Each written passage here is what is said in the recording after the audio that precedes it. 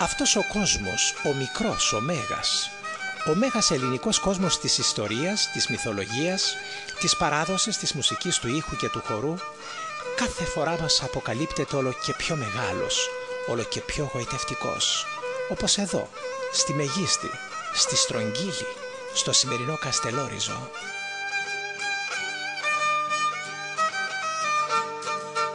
Ένας θρύλος αποδίδει την ονοματοδοσία του νησιού στον πρώτο οικιστή που λεγόταν Μεγιστέας, όμως μάλλον οφείλεται στο ότι ξεχωρίζει σε μέγεθος από τις γύρω βραχονησίδες. Στο ένα μίλι μόνο, μακριά από την Μικρά Ασία, στο ανατολικότερο σημείο της χώρας, εδώ βρίσκεται το Καστελόριζο, μόνο και περήφανο, ζωντανό παράδειγμα του ελληνισμού που ανθούσε στις αρχές του αιώνα μας. Νησί με έντονα τα σημάδια της ναυτικής και εμπορικής ανάπτυξης που κάποτε γνώρισε.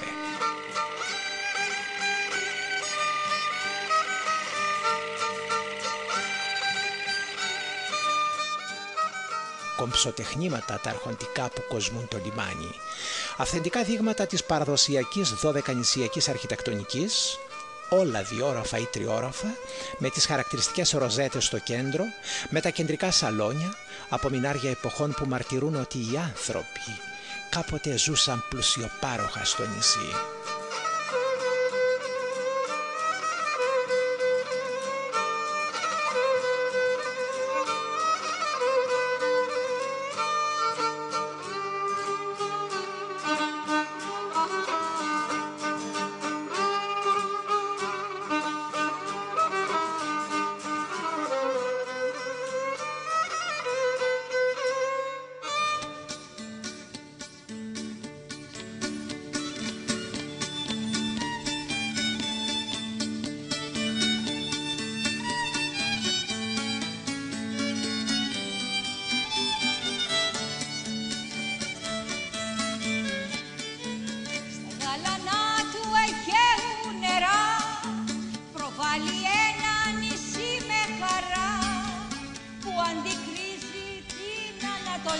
Και το αφρόπλαστο κύμα αλαλεί.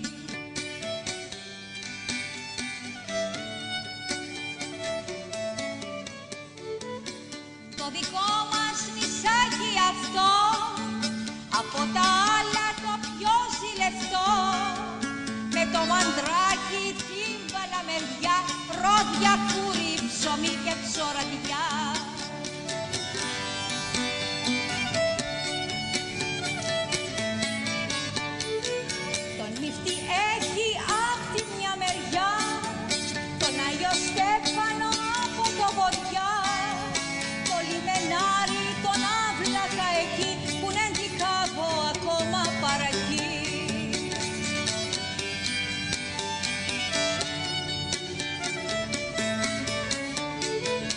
Στρογγυλή πλαή στις αυλωνιές, μοναστηράκια σε όλες τις γωνιές, το μακρινό της θαλάσσης στενό που καμαρώνει της μούντας στο βουνό.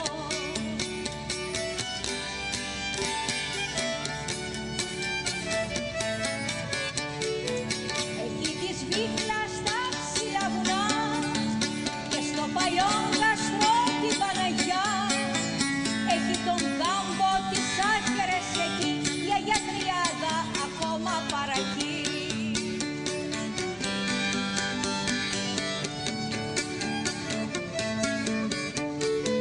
Στο μακρινό μας ωραίο νησί, που έχουμε όλη ελπίδα κρυφή, με τα γοργά του ανέμου φτερά, να ξαναδούμε άλλη μια φορά.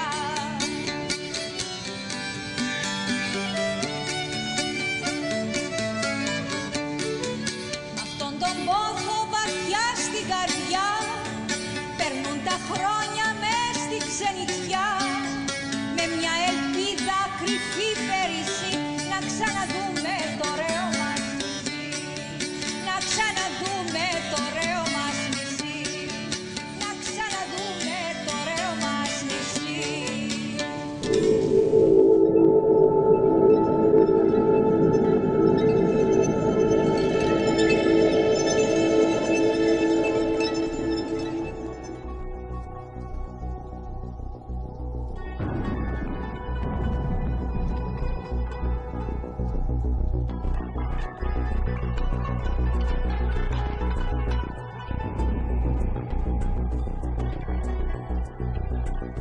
ακούγοντας κανείς τα τραγούδια και τους σκοπούς του Καστελόριζου, περνάει μέσα από μια συναισθηματική αντινομία.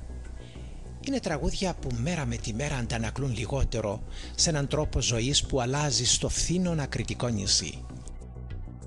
Ο τελευταίος βιολιτζής του νησιού, ο γυραιός Ξενόπουλος, ζει πια στην Αθήνα και ο τελευταίος ζουρνάς που ήχησε στο νησί έγινε οικογενειακό κοιμήλιο. Τα τραγούδια αυτά έχουν μια δυναμική που λες ότι δεν θα σβήσουν ποτέ, γιατί εκφράζουν ένα παρελθόν γεμάτο ακμή και πλούτο, την πίκρα της ξενιτιάς και την χαρά μιας γεμάτης δράσης ζωής, αλλά κυρίως γιατί είναι τόσο όμορφα και καινούρια, σαν να ξαναγεννιούνται σε καιρούς δύσκολους, στην άκρη μιας θάλασσας, πανελλήνιας και παγκόσμιας.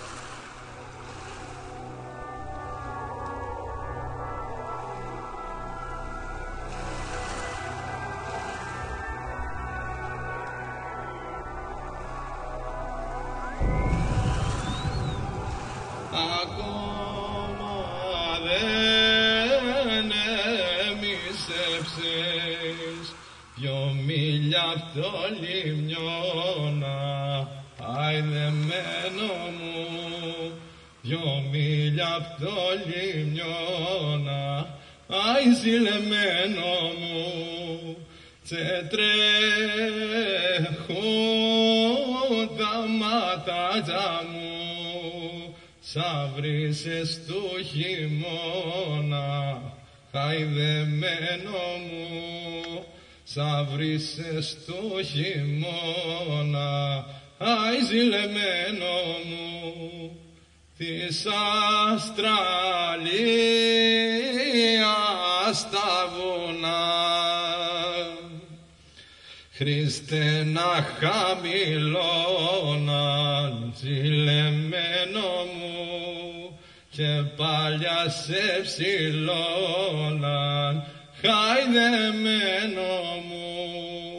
Να βλέπα τα αδέρφακια μου.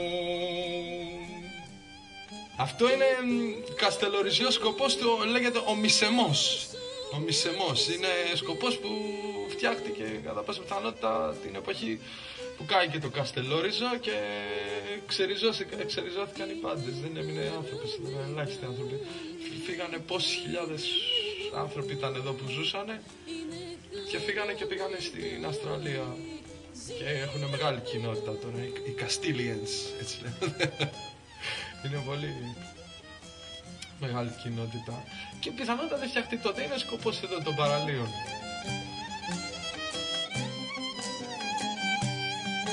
Κι ακόμα δεν έμεισεψες.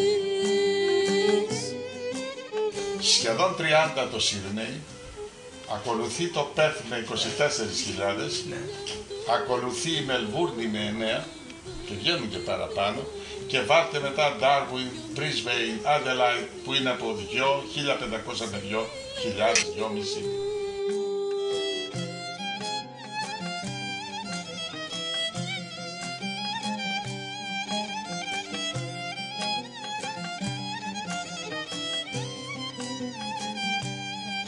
Και τρέχουν τα ματάκια μου. Αν δεν υπήρχαν αυτά τα δύστιχα και αν δεν υπήρχαν σε μεμονωμένους τόπους, νησιά ή βουνά, δεν θα υπήρχε ελληνισμός. Σαν βρύσες του χειμώνα, ζηλεμένο μου.